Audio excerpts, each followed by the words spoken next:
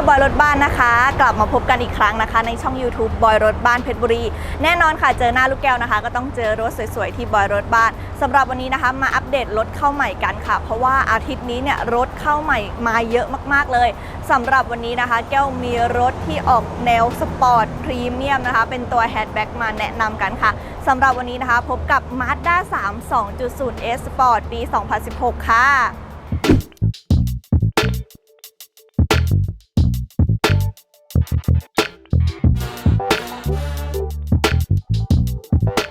สำหรับคันนี้นะคะเพิ่งเข้ามาใหม่ในตัวสีขาวแบบนี้เลยนะคะเกียร์อัตโนมัติค่ะเลขไมล์ของเขานะคะอยู่ที่ 88,000 กว่ากิโลราคาค่าตัวของเขานะคะอยู่ที่ 559,000 บาทเท่านั้นค่ะสำหรับตัวนี้นะคะปี 2016 ตกเฉลี่ยแล้วเนี่ยใช้งานมานะคะมาประมาณปีละ 20,000 กว่ากิโลเท่านั้นบอกเลยว่าใช้งานแบบคนปกติทั่วไปเลยค่อนข้างมาทางใช้งานน้อยด้วยนะคะเพราะว่าปกติแล้วคนเราเฉลี่ยจะใช้รถอยู่ที่ประมาณ 20,000 ถึง 30,000 กิโลนะคะต่อปีนั่นเองค่ะสำหรับเจ้าคันนี้นะคะ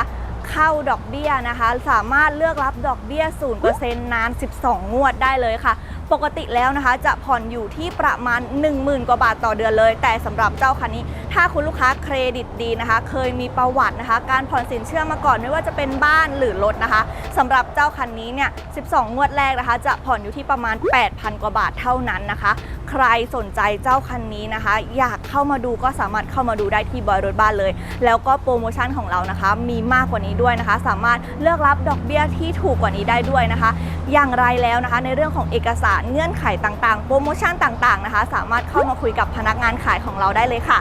สำหรับคลิปนี้นะคะเดี๋ยวแก้วจะพามาทัวร์มาดูมารีวิวเจ้าคันนี้กันก่อนนะคะว่าเขามีอะไรมาให้เราบ้างนะคะอย่างที่เราเห็นกันนะคะตัวถังเนี่ยจะเป็นสีขาวนะคะก็ค่อนข้างที่จะเป็นสีที่ยอดนิยมกับใครหลายๆคนเลยสำหรับคันนี้นะคะบริเวณด้านหน้าเนี่ยกระจังหน้านะคะจะมาแบบ Signature Wing นะคะซึ่งเป็นเอกลักษณ์ดีไซน์ของ Mazda Generation นี้เลยค่ะค่อนข้างที่จะเป็นเอกลักษณ์มากๆนะคะในส่วนของไฟหน้าของเขานะคะจะเป็นไฟหน้าแบบโปรเจคเตอร์มี Daytime Running Light มาให้ครบไฟเลี้ยวนะคะจะอยู่ข้างๆด้านบนของไฟตัดหมอกนะคะคันนี้ก็มีไฟตัดหมอกคู่หน้ามาให้ครบเลยแล้วก็มีเซ็นเซอร์หน้ามาให้อีก2จุดด้วยค่ะมาในส่วนด้านข้างกันบ้างนะคะสำหรับเจ้าคันนี้เนี่ยก็จะเป็นล้อแม็กเดิมนะคะจากโรงงานเลยซึ่งเป็นล้อแม็กขนาด 18 นิ้วนะคะยางก็จะเป็นยางติดรถนะคะเจ้าของเดิมเปลี่ยนมานะคะจะเป็นยางปี 2019 นั่นเองค่ะด้านข้างคันนี้นะคะให้ความรู้สึกที่ค่อนข้างอวบอิ่มนะคะแล้วก็ดูบึกบึนนิดนึงด้วยนะคะคำว่า Mazda 3 เนี่ยจะมีขนาดใหญ่ขึ้นมานิดนึงค่ะทรงรถคันนี้ก็จะเป็นแบบแฮชแบ็กนั่นเองค่ะด้านข้างนะคะเป็นกระจกมองข้างแบบไฟฟ้านะคะมีไฟเลี้ยวให้ในตัวติดกันศาสตร์มาให้ตรงรุ่น Mazda 3 เลยนะคะแล้วก็ในส่วนของมือจับประตูเนี่ยจะทำงานควบคู่กับกุญแจนะคะซึ่งเป็นกุญแจแบบ keyless เราสามารถกดล็อกแล้วก็ล็อกรถได้ที่มือจับประตูเลยค่ะ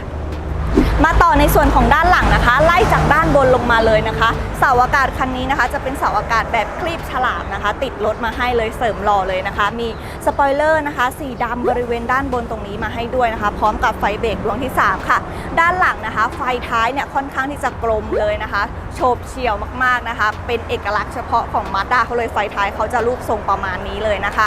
ฟังก์ชันด้านหลังมีมาให้อีกก็คือในส่วนของเซ็นเซอร์ถอยหลังนะคะ4จุดแล้วก็มีกล้องมองหลังมาให้เรานั่นเองค่ะทรงด้านท้ายนะคะก็จะเป็นทรงแฮชแบ็กเลยสำหรับ Mazda 3 คันนี้นะคะ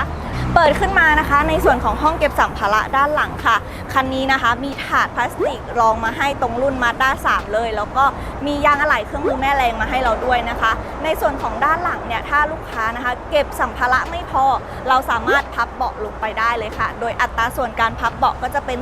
40-60 นั่นเองนะคะสามารถพับครึ่งนึงก็ได้นะคะยังใช้งานใช้นั่งได้อีกครึ่งนึงของเบาะนั่นเองค่ะสภาพด้านหลังนะคะสวยงามสวยกริบน็อตต่างๆอยู่ครบนะคะไม่เคยผ่านการชนหนักพลิกคว่ำจมน้ำใดๆมาอย่างแน่นอนแล้วก็ในตัวรถเจ้าคันนี้นะคะเขาเป็นเครื่อง Sky Active ด้วยนะคะเพจด้านหลังเนี่ยจะมีการติดชื่อรุ่นนะคะพร้อมกับเครื่องยนต์มาให้เลยนะคะเครื่องยนต์ 2.0 เป็นเบนซินนะคะสำหรับตัวนี้ก็ค่อนข้างใช้งานได้ อเนกประสงค์ในชีวิตประจำวันนะคะเนื่องจากว่าเป็นรถที่เป็นแฮชแบ็กทรงแฮชแบ็กนะคะแล้วก็พละกำลังเนี่ยไม่เป็น2รองใครด้วยนะคะในส่วนของเครื่องยนต์นะคะ Sky Active คันนี้เนี่ยเขาบอกเลยว่าค่อนข้างที่จะประหยัดน้ำมันนะคะแล้วก็ลดคาร์บอนไดออกไซด์ที่ปล่อยบริเวณอากาศให้เราด้วยนะคะก็ลดมลพิษในอากาศนั่นเองนะคะสำหรับคันนี้ภายนอกสวยงามมากนะคะเข้ามาใหม่เดี๋ยวแก้วจะพาไปดูภายในกันบ้างนะคะว่าเขามีฟังก์ชันมีออปชันอะไรมาให้เราบ้างตามไปเลยค่ะ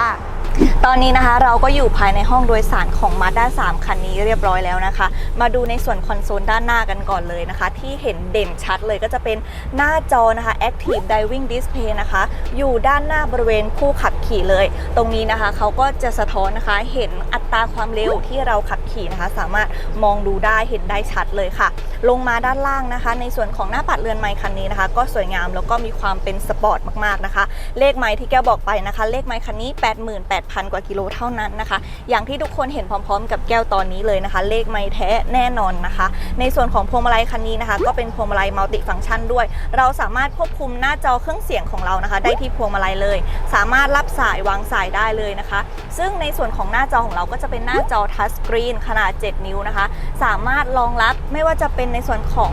FM AM USB นะคะสามารถเชื่อมต่อได้ฟังเพลงต่างๆนะคะตรงนี้ก็ทัชสกรีนสัมผัสได้ปกติเลยค่ะในระบบไฟฟ้าของเจ้าคันนี้ก็ใช้งานได้ปกติในทุกส่วนเลยนะคะลงมาด้านล่างกันบ้างนะคะแอร์คันนี้นะคะก็จะเป็นระบบแมนนวลนะคะเราสามารถกดออโต้ได้ด้วยนะคะหรือว่าจะหมุนปรับระดับแรงลมเองได้เลยนะคะเป็นวงกลมนะคะ3ส่วน3ตัวแบบนี้นะคะซึ่งออกแบบมาเนี่ยค่อนข้างคล้ายรถสปอร์ตมากๆเลยค่ะลงมาด้านล่างนะคะสำหรับคันนี้ก็จะเป็นเกียร์อัตโนมัตินะคะซึ่งด้านหลังเกียร์เนี่ยจะมีชุดควบคุมหน้าจอของเรานะคะเวลาเราขับขี่เนี่ยบางครั้งเราไม่จำเป็นที่จะต้องมองนะคะที่ในส่วนของระบบควบคุมตรงนี้เลยนะคะเราสามารถมองหน้าจอได้นะคะอาจจะหันตามามองสักนิดนึงนะคะซึ่งตรงนี้เนี่ยเขาจะอยู่ในจุดที่ผู้ขับขี่เนี่ยใช้งานได้นะคะเอื้อมแขนมาถึงนะคะสามารถกดนะคะไม่ว่าจะเป็นในส่วนของโฮมนะคะ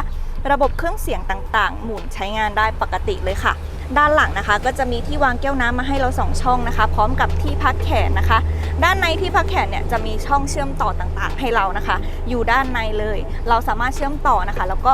ปิดเก็บไว้แบบนี้ได้เลยค่ะสะดวกมากๆนะคะสำหรับเบาะคันนี้นะคะก็จะเป็นเบาะที่ค่อนข้างมีความเป็นสปอร์ตเลยค่ะโอบกระชับด้านข้างนะคะแล้วก็จะเป็นเบาะหนังนะคะสีดำเดินได้ด้วยตะเข็บสีแดงเพิ่มความสปอร์ตเข้าไปอีกค่ะในส่วนของเบาะเนี่ยสภาพดีนะคะใช้งานมาค่อนข้างน้อยเลยเบาะทั้งคันของเจ้าคันนี้นะคะค่อนข้างที่จะ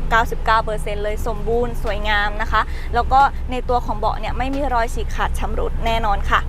สำหรับเจ้าคันนี้ที่แก้วบอกนะคะว่าระบบความปลอดภัยของเขาเนี่ยมีทั้งเซ็นเซอร์ด้านหน้าเซ็นเซอร์ด้านหลังนะคะแล้วก็มีกล้องมองหลังให้เราด้วยนะคะเมื่อเราเข้าเกียร์ R นะคะนี่เลยภาพก็จะฉายขึ้นบริเวณด้านหน้านี้เลยนะคะ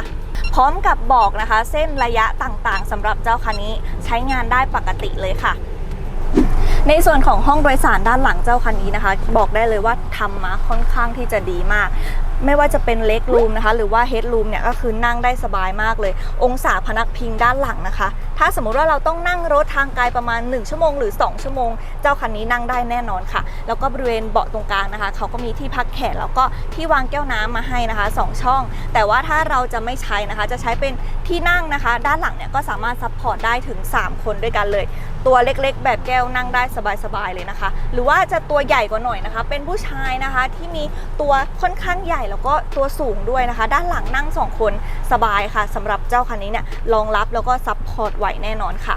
เพิ่มเติมนะคะในส่วนของระบบความปลอดภัยเจ้าคันนี้เนี่ยเขามีระบบเบรก ABS ระบบกระจายแรงเบรก EBD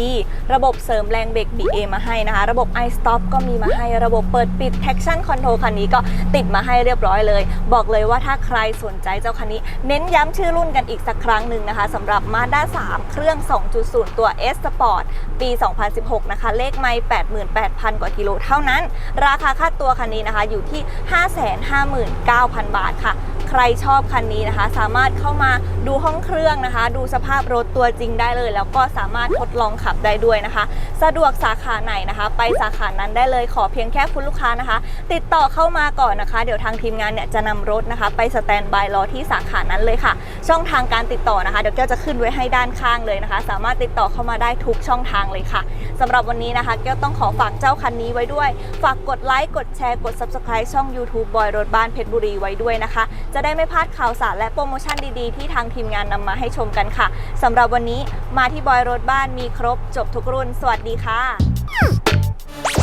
ถ้าชอบคลิปนี้ก็ฝากกดไลค์กดแชร์กด Subscribe ช่อง YouTube บอยรถบ้านด้วยนะคะ